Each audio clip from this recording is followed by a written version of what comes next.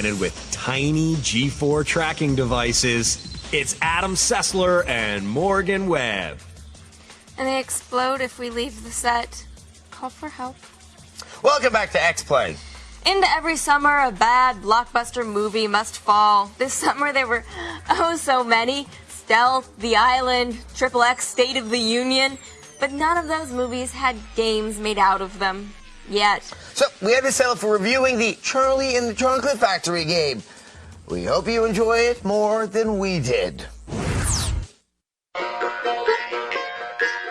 Hey, Willy Wonka, have you a game?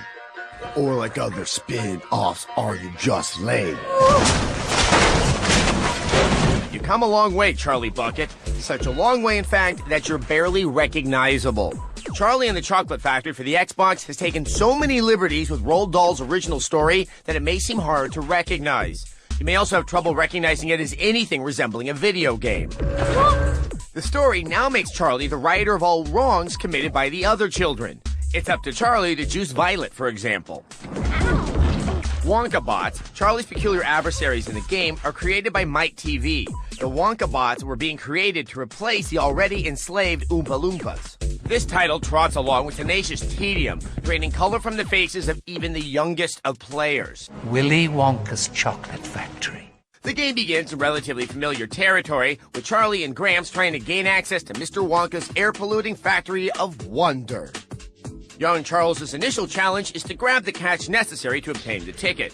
This, of course, becomes a whimsical analogy of self-determined capitalism. Charlie's desperate clutching to escape the grim poverty of his grandfather starts with this green cash sprout and ends on top of Mr. Wonka's chocolate chair, master of all that's sweet. Problem is, as you progress through the game, you'll begin to realize the tedium supplied by the title's fatally flawed control system. Buttons at times needed to be depressed repeatedly to make certain things happen. The controller-to-character response ratio was noticeably inaccurate, making platforming a pain in the keister and objective repetition far too common. The game is insulting, aiming at the perceived lower expectations of kid gamers. We at SA believe that kids don't deserve crappy games. Very few kids will finish this title based on the inaccurate controls and flat sameness of much of the environments. Many of the rooms and objectives seem to repeat. Just when you think you've completed an objective, like freeing Augustus Gloop, yes, he's out of the pipe.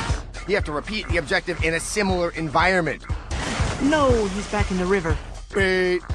Charlie's combat system is candy-based and sides more on the sweet rather than the mighty. There's very little satisfaction when vanquishing villains, and there's very little taste to this title. I mean, it rubs our rhubarb to try and foist this crap on a kid or adult that may have enjoyed the book or movies the title is based on. Don't get suckered. Don't buy it or rent it. Read it and love it. With stale chocolate breath, we breathe a 1 out of 5. Can you still hear that? Yeah. That's the sound of the game, still sucking. If you're a parent, don't damage your kid by making them play this. Try Katamari Damacy. Try Mario Kart. But don't ever buy Junior some crappy movie game tie-in. It's cruel and unusual. All right, the first game we're talking about today is Charlie and the Chocolate Factory.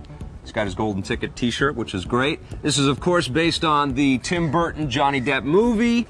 And the game's out on all the platforms. We looked at it on the GameCube. What'd you think of the Charlie? I hated this movie. I gotta tell you, all right, Tim you get Burton, 10 seconds to talk about the movie, and then we're talking about the game. Tim Burton murdered this film just like he did with Planet of the Apes. It's a disgrace. Everyone who loves the original Willy Wonka is gonna hate this movie. All right.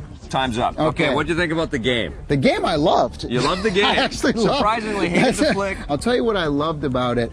First of all, the music and the sound really draws you in. The music was unbelievable. Can I tell you that I liked the music in the game better than the Danny Elfman boring score that we've heard a million times before? It was Winifred Phillips is the composer, and she actually does some of the choral voices in the game, and it really evokes, I think, some of the best stuff that Danny Elfman has done, but I would tend to agree with you that better than Danny Elfman. Charlie and the Chocolate Factory is a lot about the music, so that's very important. Yes. But here's the thing. The game itself is kind of like a cross between Myst and like a platform game. Well, I think it's closer to like a Zelda Pikmin type hybrid because you're controlling a little Pikmin in there for sure. The Oompa Loompas, little lemmings, having some of them weld little things together. You can basically collect Oompa Loompas. You can go around, cool. You can meet an Oompa Loompa, and you can get the little guy to follow you around and then work for you or to stay put. But they have different Oompa Loompas do different things. I thought all of that was great, but there's some serious pathfinding issues. There's some serious AI problems. I mean, the Oompa Loompas will get stuck in a run cycle.